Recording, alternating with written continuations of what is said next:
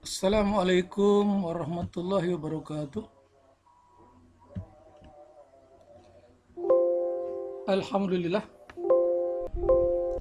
wassalatu wassalamu ala rasulillah wa ala alihi wa ashabihi wa man tabi'ahu wa mawalah. Asyhadu an la ilaha illallah wahdahu la syarikalah wa asyhadu anna Muhammadan abduhu wa rasuluhu la nabiyya ba'dah. Allahumma shalli ala Muhammad wa ala ali Muhammad wa ba'd. Alhamdulillah, anak-anakku sekalian, siswa-siswi SMPT Insan Kamil Cikarang Utara Kabupaten Bekasi, khususnya di kelas 9. Kita bertemu kembali secara online, secara daring dalam mata pelajaran fikih di kelas 9 pada bab ketentuan pinjam meminjam. Ketentuan pinjam meminjam dan hutang pihutang. Kali ini pada video yang nomor 7. Sebagai lanjutan daripada video-video sebelumnya yang pada waktu sebelum ini kita sempat diselingi secara berselang dengan pelajaran secara offline. Silakan kalian siapkan buku paket kalian pada bab tentang ketentuan pinjam meminjam dan hutang pihutang. Saya guru kalian, Hafil Hanafi bin Ahmad, yang akan membimbing kalian dalam mata pelajaran fikih ini. Bagaimana kabar kalian? Semoga sehat-sehat semuanya dan corona jauhkan dari kehidupan kita sehari-hari, insya Allah. Ya, silakan buka pada halaman 53 buku paket kalian. Buku paket fikih dengan ketentuan, ya, dengan judul ketentuan pinjam meminjam dan juga ketentuan mengenai hutang pihutang. Peta konsepnya demikian. Ada ketentuan pinjam meminjam dan hutang pihutang terbagi dalam dua konsep. Yang pertama adalah konsep pinjam meminjam dan yang kedua adalah konsep hutang pihutang. Ini mutiara hikmahnya diambil dari surat Al-Baqarah ayat 245, ya. Silakan kalian baca, ya. Kalian bisa simak di dalam buku paket kalian atau juga di dalam Al-Qur'an, ya. A'udzubillahi minasyaitonirrajim. Mangzalladzi, barang siapa yang, gitu ya, yukridullaha, meminjamkan kepada Allah, gitu ya. Qardon, ya. Qardon itu pinjaman hasanah yang baik, ya. Kemudian fa, maka, payudaipahu, maka, ya, payudaipahu itu artinya Allah akan melipat gandakan, lahu, ya, padanya, itu pada yang memberikan pinjaman, ya, artinya memberikan ganti, ya. Adapan, nah ini adapan itu artinya lipat ganda, gitu ya, secara bertambah yang lebih banyak, kasiro, ya, dengan banyak. Wallahu, ya, wallahu yakbidu itu Allah menahan, ya, wayabsud, melapangkan rezeki, ya, wa ilaihi, dan kepadanya lah, artinya kepada Allah, turja'un, ya, kalian dikembalikan. Ini jadi meminjamkan kepada Allah ini di dalam pengertiannya, ya, meminjamkan kepada Allah itu perbuatan yang sifatnya amaliyah, gitu ya. Misalnya orang membantu pembangunan masjid, pembangunan musola, gitu kan, menyantuni anak yatim dan seterusnya, ya. Padahal barang-barang yang diberikan oleh yang punya, artinya oleh manusia, milik Allah juga. Tapi inilah, ya, kebesaran Allah, keagungan Allah dalam hal ini, bahwa Allah meminjami Allah, padahal semua itu milik Allah, toh, ya. Itulah betapa agungnya Allah. Ini pengertian pinjam meminjam. Kalian bisa lihat akad untuk memberikan manfaat dari suatu benda halal milik seseorang, ya. Jadi memberikan manfaat benda halal milik seseorang kepada orang lain, ya, kepada orang lain tanpa adanya tukaran. Jadi artinya tidak ada menukar dengan sesuatu atau syarat tambahan tertentu, dan tidak mengurangi atau merusak zat benda itu. Jadi minjam itu adalah memberikan manfaat. Terus tidak ada tukaran, artinya tidak bertukar kepemilikan atau juga tidak adanya penggantian atau juga syarat tertentu. Misalnya minjam tangga ditukar dengan uang 10.000, berarti bukan minjam. Artinya itu sewa gitu ya, al-ijarah kategorinya. Ya. Dan tidak mengurangi atau merusak zat benda. Jadi ini definisinya. Tidak mengurangi atau merusak. Jadi kalau meminjam, ya menurut hukum asal dari meminjam, jadi dalam bahasa Arab ini al-ariyah gitu ya. Kalau meminjam barang itu namanya ariyah. Kalau meminjam uang kan dainun. Nah, di dalam ariyah ini tidak boleh mengurangi atau merusak zat benda. Jadi kalau saya meminjam spidol, kemudian kita dikembalikan spidolnya menjadi habis, ya itu sebenarnya bukan sesuatu pinjam-meminjam yang baik. Karena apa? Itu mengurangi, ya. Apalagi kalau misalnya setelah meminjam barang rusak. Ya. Karena itu nanti ada hukumnya bagaimana ketika kita di dalam al-ariyah ini, dalam pinjam-meminjam ini, merusak benda atau barang yang kita pinjam. Kemudian kita lihat hukumnya ya. Hukum pinjam-meminjam ini hukum asal ya. Hukumnya itu mubah. Mubah itu ibahah. Artinya boleh, zaiz artinya tidak wajib ya. Bagi peminjam itu mubah. Untuk ya, bagi peminjam itu untuk meminjam itu mubah kepada seseorang. Artinya dibolehkan ya. Tetapi bagi yang meminjamkan itu sunnah. Jadi misalnya saya tidak punya uang ya. Mau meminjam kepada Al-Ghifari ya. Bagi saya meminjam itu mubah saja. Tetapi ketika saya tidak punya uang dan saya udah bicara kepada Al-Ghifari untuk meminjam uang, maka sunnahlah bagi Al-Ghifari meminjamkan uang kepada saya ya. Karena ada unsur tolong menolong. Jadi itu hukum asalnya pinjam meminjam ya. Jadi yang dimintain tolong dalam dimintain pinjam, sunnah bagi dia meminjamkan. Ya. Kita lihat ini dalam surat Al-Maidah, ya surat kelima ayat 2 ini. Ini Allah berfirman ya, wa ta'awanu 'alal birri wa taqwa ya. Dan tolong menolonglah kalian ya dalam ya kebajikan, di dalam al-birri ya, dan juga di dalam ketakwaan gitu kan. Wala ta'awanu gitu kan, jangan kalian tolong menolong itu alal ismi wal udwan ya, dalam dosa dan permusuhan.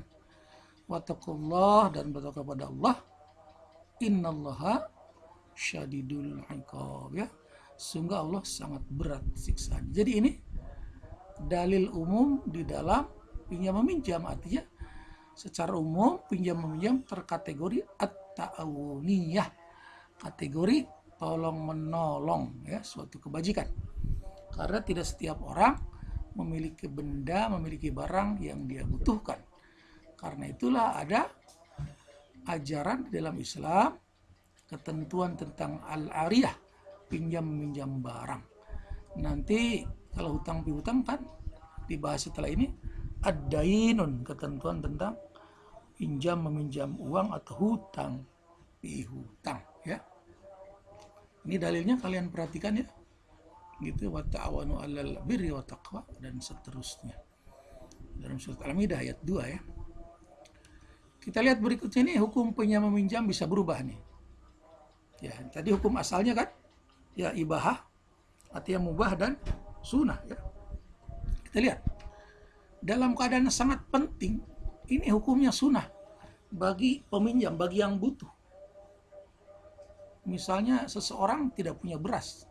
Kalau tidak meminjam beras, dia kelaparan. Dari kelaparan bisa meninggal. Maka bagi orang yang tidak punya beras ini, orang kelaparan ini, sunnah bagi dia mencari pinjaman beras ya, atau pinjaman uang untuk membeli beras. Dan bagi yang dimintain pinjam, ya, yang dimintain pinjam, diminta tolong untuk dipinjami, itu wajib meminjamkan. Karena apa? Kalau tidak dipinjamkan, ya, ada kemungkinan dia kelaparan ada kemungkinan dia meninggal dunia. Ya, ini dalam keadaan-keadaan seperti ini bisa terjadi saat bencana alam. Ya, musibah kebakaran, kelaparan, atau juga untuk menutup aurat ya, ketika seseorang ingin meminjam kain atau meminjam uang untuk membeli pakaian. Nah, dari keadaan sangat penting inilah, sangat genting, sangat dalam keadaan darurat, maka ya bagi peminjam ini tidak hanya wajib meminjami, ya, bahkan akhirnya timbullah ya ajaran bahwa wajib menolong orang yang kesusahan tanpa balasan, ya, tanpa imbalan, artinya gratis. Kemudian juga hukum pinjam meminjam bisa berubah, ya, bisa menjadi haram. Misalnya yang meminjamkan sudah tahu watak peminjam itu tukang maksiat, maka haram hukumnya meminjamkan kepadanya. Karena apa? Karena kemungkinan ya akan digunakan untuk kemaksiatan. Misalnya kamu tahu seseorang ini tukang mabuk, tukang minuman keras, misalnya mau beli narkoba, kemudian tiba-tiba datang kepada kamu bilang, saya pinjam uang buat beli susu anak saya. Tapi kamu tahu kelakuan orang itu, ya, dia sebagai kepala keluarga adalah orang yang sering mabuk-mabukan dan juga sering menyalahgunakan narkoba. Maka jika kamu yakin bahwa pinjaman dari kamu yang diberikan kepada dia akan dibelikan atau juga akan digunakan untuk hal-hal yang tidak baik tadi, miras atau narkoba, maka ketika kamu meminjamkannya, maka itu adalah perbuatan haram, ya. Karena sama saja dengan ikut memberi jalan kepada suatu kemungkaran, kepada suatu dosa, kepada suatu jalan yang buruk. Kita perhatikan rukun dan syarat pinjam meminjam, ya. Rukun dan syarat al-ariyah. Ya, pinjam meminjam itu kalau barang al-ariyah. Pertama ada yang meminjamkan, artinya yang punya barang, ya. Kemudian peminjam yang meminjam barang. Kemudian ada barangnya, ada akad, ya. Ada ijab qabul. Ini akad itu di dalam Islam itu penting. Lisan sekalipun. Karena apa? Lisan manusia, ya, menurut kepercayaan kita agama Islam, akan direkam dan akan menjadi saksi pada masa yaumul hisab, pada hari kebangkitan, ya. Jadi akad ijab qabul itu adalah penegas tentang sesuatu perbuatan. Jadi ini penting, ya. Kemudian syarat orang yang meminjamkan, ya, ini yang punya barang, ya, berhak berbuat kebaikan tanpa ada yang menghalangi, sehingga orang yang dipaksa atau anak kecil tidak sah memberikan pinjaman. Jadi pinjaman itu harus orang-orang yang memang dalam keadaan bebas untuk bertindak secara hukum, ya. Artinya tidak ada paksaan atau juga belum sah secara hukum. Jadi artinya harus cakap secara hukum. Karena itu anak-anak yang belum balik, yang belum bertindak secara hukum, tentu saja tidak sah untuk memberikan suatu akad pinjaman. Kemudian yang meminjamkan itu benar-benar pemilik barang yang dipinjamkan. Jadi ini harus diperhatikan. Jadi meminjam barang itu benar-benar harus kepada pemiliknya. Maka dengan demikian meminjam barang pinjaman tentu saja tidak dibenarkan, ya. Misalnya Adit meminjam pulpen dari saya, ya. Jadi saya meminjamkan Adit pulpen saya. Kemudian pulpen saya yang di Adit dipinjam, gitu kan, misalnya oleh Arkan. Jadi Arkan minjam pulpen saya ke Adit. Kata Adit, oh ini nggak boleh, ini pulpen Pak Hafil, kamu harus minjam ke yang punya. Nah harusnya memang seperti itu. Jadi Arkan, ya, tidak seharusnya atau juga tidak boleh meminjam barang bukan kepada pemilik, apalagi, ya, kepada orang yang meminjam pertama. Karena apa?